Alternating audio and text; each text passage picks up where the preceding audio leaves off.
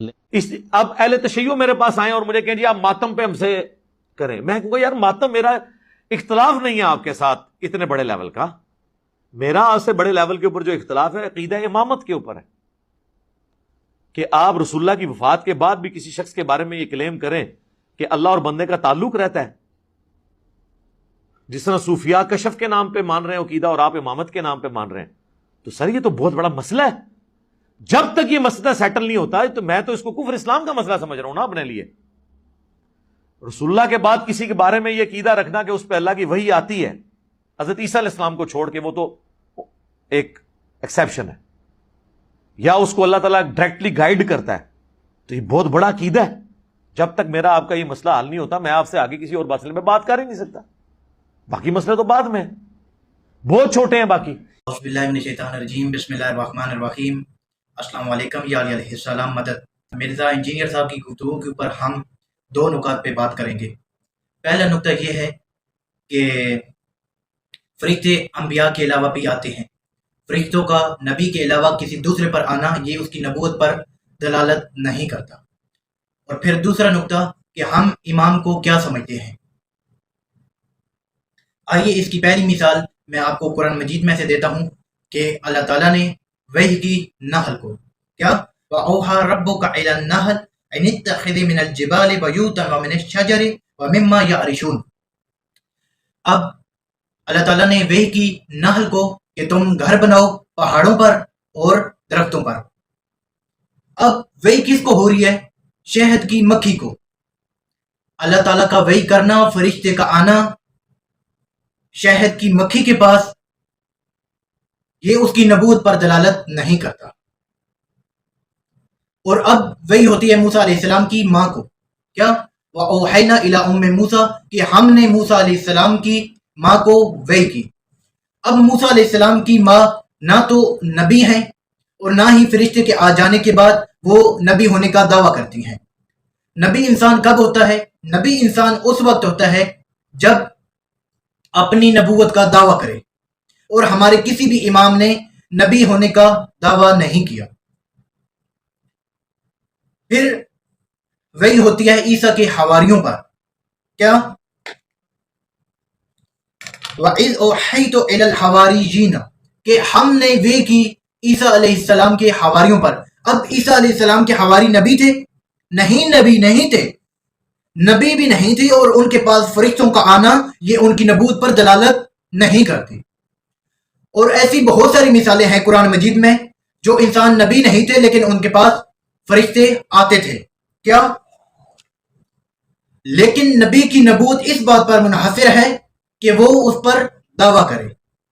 اور پھر سورۃ قدر میں اللہ تعالیٰ نے فرمایا کہ تنزل الملائکۃ والروح فیہا بإذن ربہم من کل امر سلام کیا کہ اللہ تعالیٰ کے فرشتے نازل ہوتے ہیں اور روحیں نازل ہوتی ہیں۔ اچھا، یہ جو لفظ ہے تنزل یہ فعل مضارع ہے، مضارع استمراری یعنی کنٹینیو۔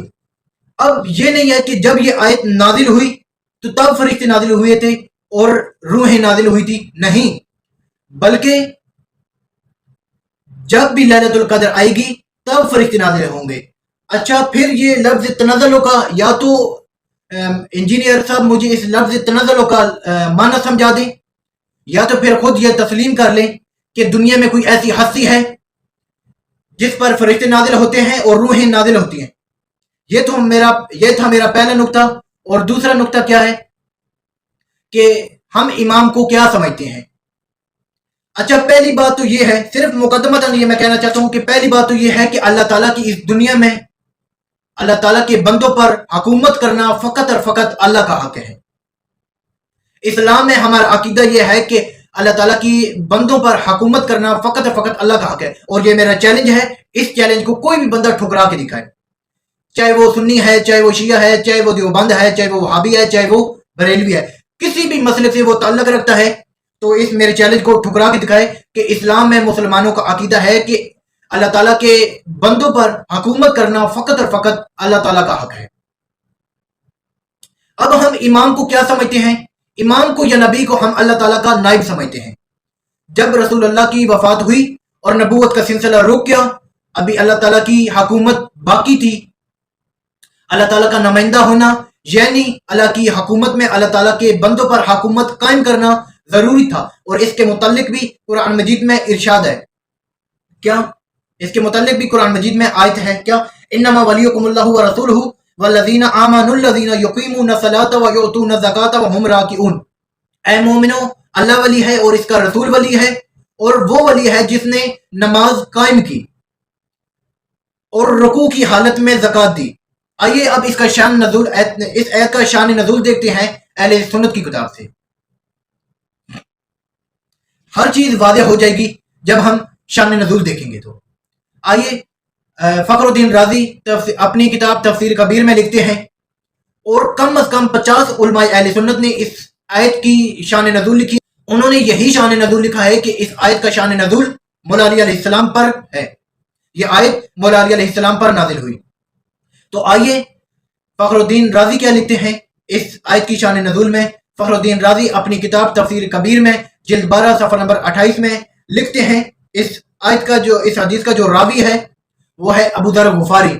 وہ لکھتے ہیں صلیت مع رسول اللہ یوما صلاۃ ظہر فسأل سائل فی المسجد فلم یعطی احدا فرفع السائل یدہ الی السماء فقال اللہم اشہد انی سألت فی المسجد رسول اللہ فما اعطانی احدا شیئا. فرمایا کہ ابو ذر غفاری فرماتے ہیں کہ ہم رسول اللہ کے ساتھ نماز ظہر پڑھ رہے تھے، اور اچانک ہی مسجد میں ایک سائل آیا اور اس نے سوال کیا اور اسے کسی نے کچھ عطا نہیں کیا. تو پھر کیا ہوا؟ تو سائل نے اپنے دونوں ہاتھ بلند کیے تو کہا کہ اے خدایا، گواہ رہنا کہ میں تیری نبی کی مسجد میں آیا تھا، تیرے رسول کی مسجد میں آیا تھا، اور مجھے کسی نے کچھ عطا نہیں کیا. پھر راوی کہتا ہے کانا علی علیہ السلام کانا راکعن، علی علیہ السلام اس وقت رکوع کی حالت میں تھے.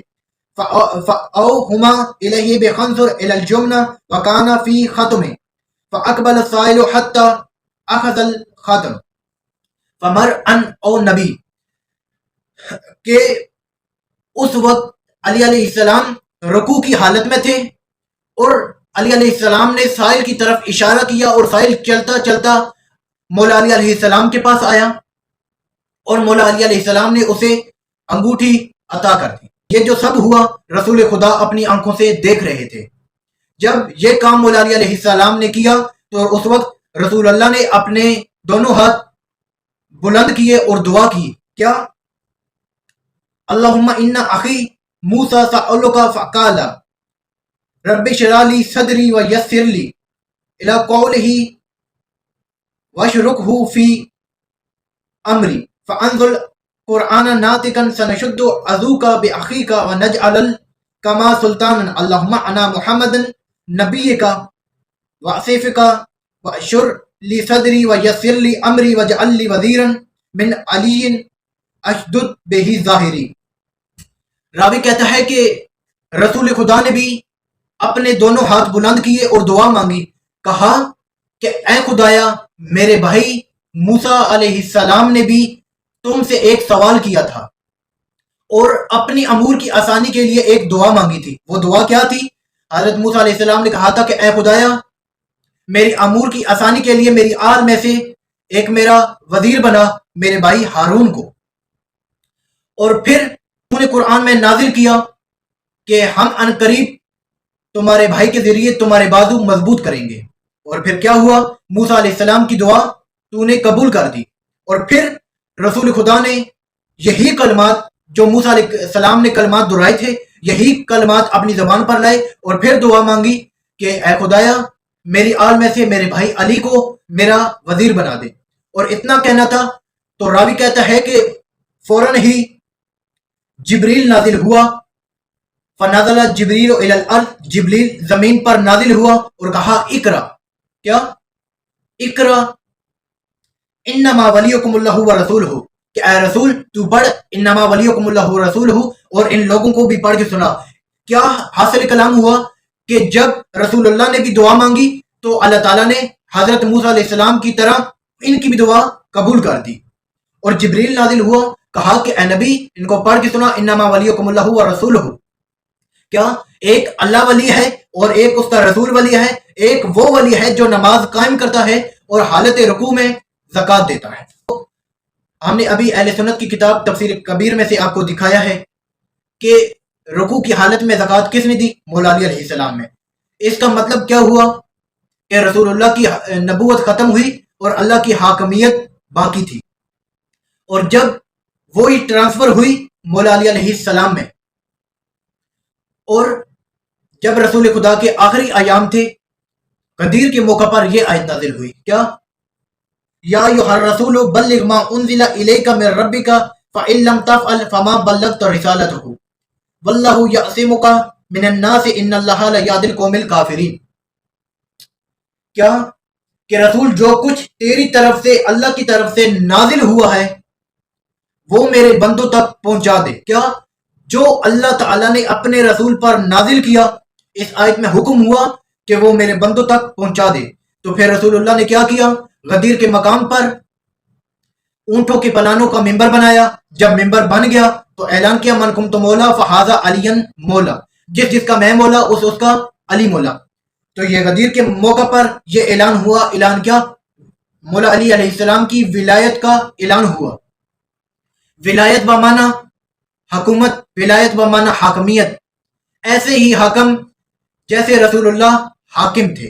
اور ہم نے قرآن کی نص سے ثابت کیا کہ رسول اللہ کی نبوت ختم ہونے کے بعد ولایت، خلافت اور حکومت جو حقیقت میں اللہ تعالیٰ کی تھی، اور نبوت انبیاء کے سلسلے میں چلتی ہوئی حضرت ابراہیم تک پہنچی، اور ابراہیم سے رسول اللہ تک پہنچی، اور پھر وہی مولا علی علیہ السلام تک پہنچی، اور پھر جو غدیر میں اعلان ہوا رسول خدا نے اسی حکومت کا اعلان کیا جو رسول اللہ کے پاس تھی۔ اور پھر وہی میرا خلاصہ کلام کہ اللہ تعالیٰ کی اس دنیا میں حکومت کرنا فقط اور فقط اللہ کا حق ہے۔ اللہ جسے چاہتا ہے اسے اپنا نائب بنا دیتا ہے۔